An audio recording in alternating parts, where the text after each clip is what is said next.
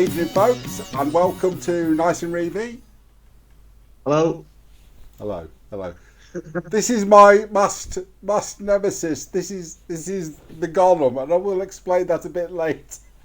No, stick the Gollum right up your ass, mate. I'm not having that. Stick the Gollum right up my arse. Do you hear that abuse I'm getting here? We're supposed to be friends, aren't we? Or at least colleagues. Colleagues. Let's go for colleagues at the minute. The boss man says colleagues. So Rob, I think we're in a bit of a light-hearted mood. So this is a couple of days on after fantastic. Well, not fantastic game, but a fantastic day. This is Preston. This is Preston. And is it a couple of days started, on? I don't know. Can't remember. I don't know. I think you've been. I've been clubbing now. I've only just got back in. What do you mean you just come on? What, from the night? Yeah, man. Yeah. Okay, so Rob, I suppose a little. Well, one of those starts where we get off. Spit it out, man. I'm doing my best. So one of those games where we score early doors. Yes. Then they equalise straight away. No. But then straight away. Yes. And then so took us through first goal, equaliser, and then what happened, Rob? First goal, great goal by Solomon. Leeds started well, obviously, which seems to be their customary way nowadays, certainly at home. And yeah, deservedly took the lead with a lovely goal, almost individualistic goal. And then, Preston virtually straight away attacked us at the cop end and scored a screamer as well. No, I won't have that. It wasn't a screamer. You asked my opinion. Yes, we're not bothered about your opinion. Okay, my opinion. Stop interrupting. It was a very good goal. A very good goal. Can I ask you a question about? You may. That great left back and defender we have, and that's half of the pitch that he left for it. How much blame would you attach to Junior? 50% of it. 50%. Who was the other? Who else was to blame? Well, I mean, he's got players in front of him, so you can't blame him for the whole of the left flank, can you? I mean, all the space, etc. Rob. No, he took the goal really well. He wasn't his best defending, that's for sure. Let's agree that. So, there's the touchline. Here's halfway, and Julia is here rather than over there. So he's only got one thing to do, really, and then he allowed him to come in. I just thought Cardinal. I mean, it's just this thing about the edge defender. He's clearly not selected for his defensive skills, is he?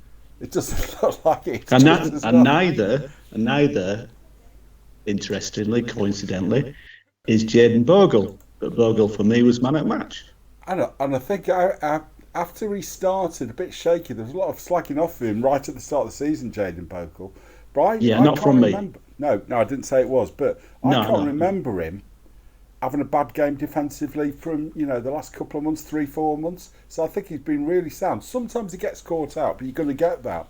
But I thought actually, for the attacking threat he's got, he's remarkably good, also in defence, and he's just up and down. I just think he's fantastic signing. Yeah. I thought it was superb on Saturday. Really. Okay, I suppose there is that thing about. For me, it's probably Outenarka as player of the season. But what would you take beyond Jaden for player of the season?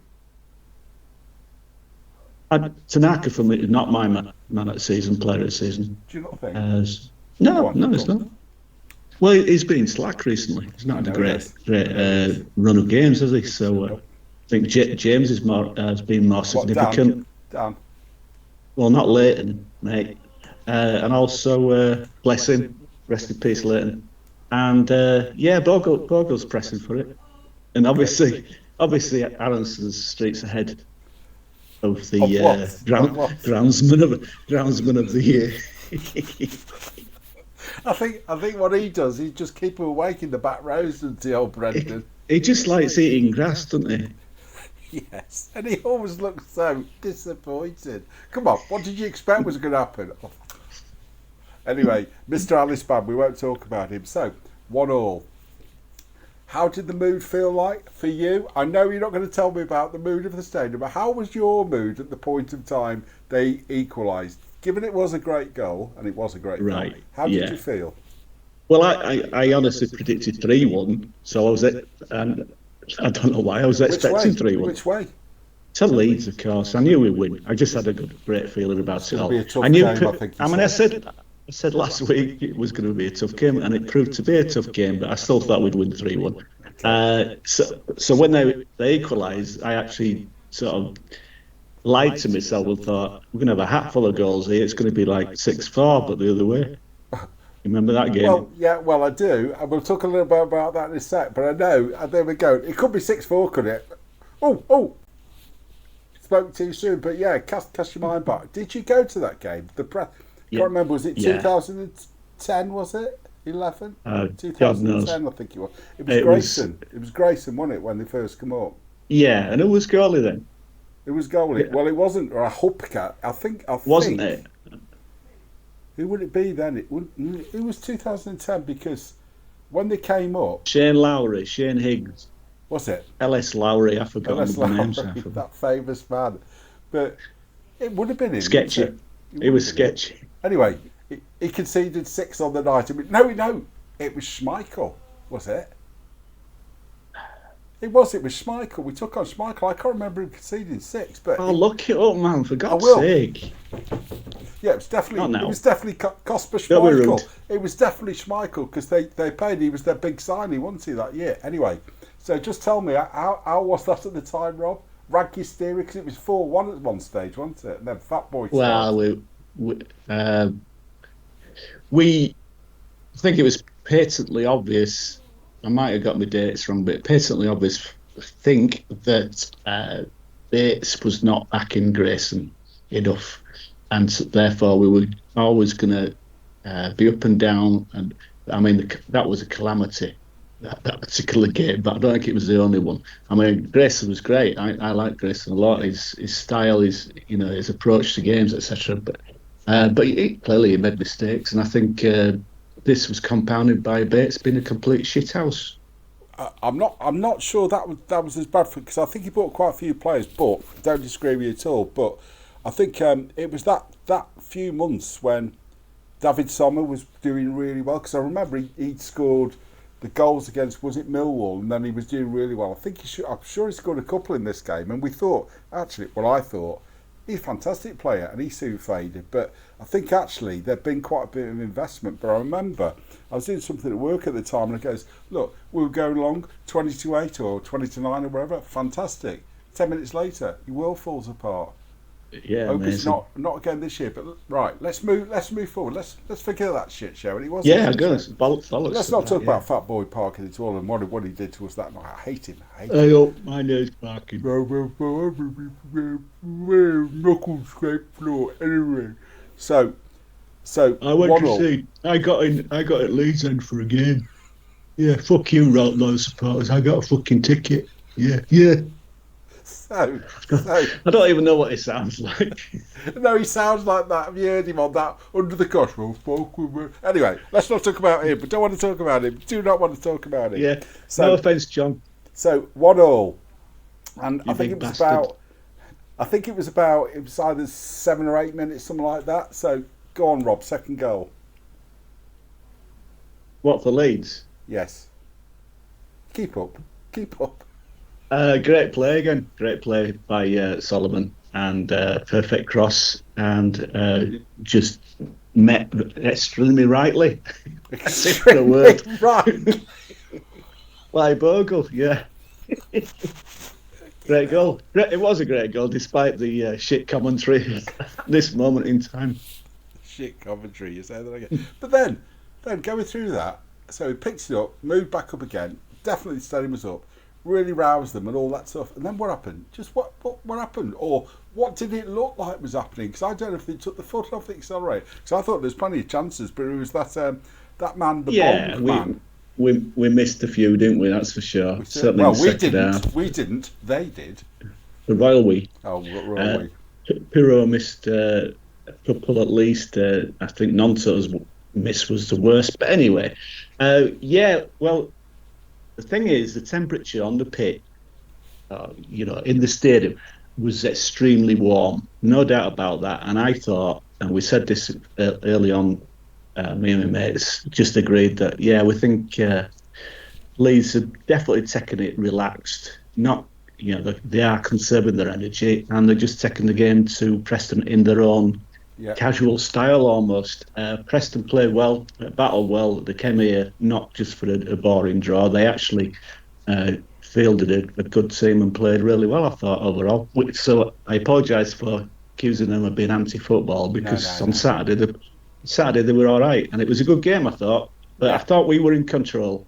I agree. We were getting a bit nervy at the end. I agree. But going back the last 3 or 4 seasons, I don't think there's a team that's done more to just like ruin the game. I think they have been a really difficult opponent. It's not the type you want.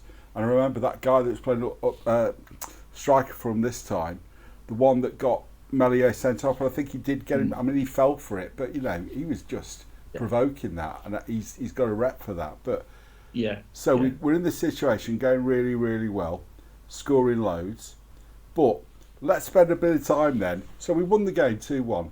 I think in the end, a bit nervy at the end, but I think it was comfortable. Bamford come on, thought he did okay again. Didn't score, but I thought he looked really effective going through. But then, and I know I'm not sure you got this on the time pin at the pit in the actual stadium, Rob, but news from our friends in the south, Plymouth.